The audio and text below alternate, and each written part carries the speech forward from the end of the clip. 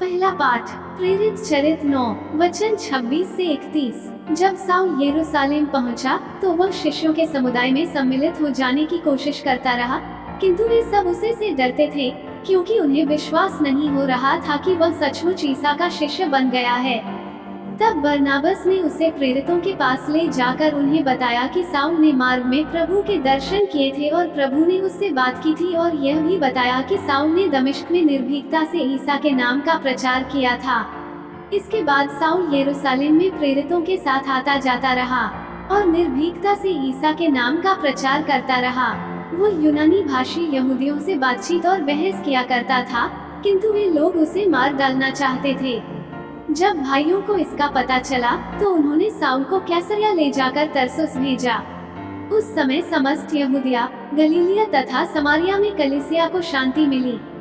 उसका विकास होता जा रहा था और वह प्रभु पर श्रद्धा रखती हुई और पवित्र आत्मा की सांत्वना द्वारा बल प्राप्त करती हुई बराबर बढ़ती जाती थी। सुसमाचार यूहन्ना 15 वचन 1 से 8। मैं सच्ची दाखलता हूँ और मेरा पिता बागवान है। वो उस डाली को जो मुझ में नहीं फलती काट देता है, और उस डाली को जो फलती है छांटता है, जिससे वो और भी अधिक फल उत्पन्न करे। मैंने तुम लोगों को जो शिक्षा दी है, उसके कारण तुम शुद्ध हो गए हो। तुम मुझ में रहो और मैं तुम में रहूंगा। जिस तरह दाखलता में रहे बिना डाली स्वयं नहीं फल सकती, उसी तरह मुझ में रहे बिना तुम भी नहीं फल सकते। मैं दाखलता हूँ और तुम डालियाँ हो। जो मुझ में रहता है और मैं जिसमें रहता हूँ वही फलता है, क्योंकि मुझसे अलग रहकर तुम कुछ भी नहीं कर सकते। यदि कोई मुझ में नहीं रहता तो वो सूखी डाली की तरफ फेंक दिया जाता है। लोग ऐसी डालियाँ बटोर लेते हैं और आग में झोंक कर जला देते हैं। यदि तुम मुझ में रहो और तुम में मेरी शिक्षा बनी रहती है, तो चाहे जो मांगो वो तुम्हें दिया जाएगा। मेरे पिता की महिमा इससे प्रकट होगी कि तुम लोग बहुत फल उत्पन्न करो और मेरे शिष्य बने रहो।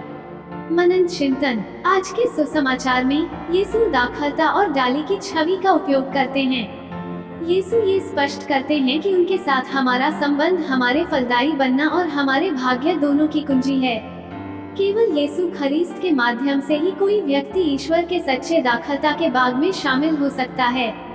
यीशु सच्चा जीवन प्रदान करते हैं, प्रचुर जीवन जो ईश्वर से आता है और जिसके परिणाम स्वरूप महान फल मिलता है। ख्रिस्तियों को ख्रिस्त के साथ संबंध के माध्यम से शक्ति और उद्देश्य मिलता है। कमजोर व्यक्ति जब ख्रिस्त संग जुड़ जाता है तो वह मजबूत हो जाता है, और मजबूत व्यक्ति जब उससे अलग हो जाता है तो कमजोर हो जाता है।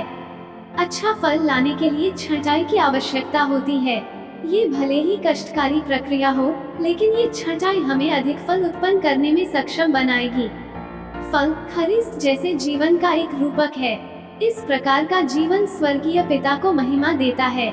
क्या आप अपने साथ यीशु की स्थायी उपस्थिति पर भरोसा करते हैं? क्या मैं ईमानदारी से फलदायी हूँ? आमीन।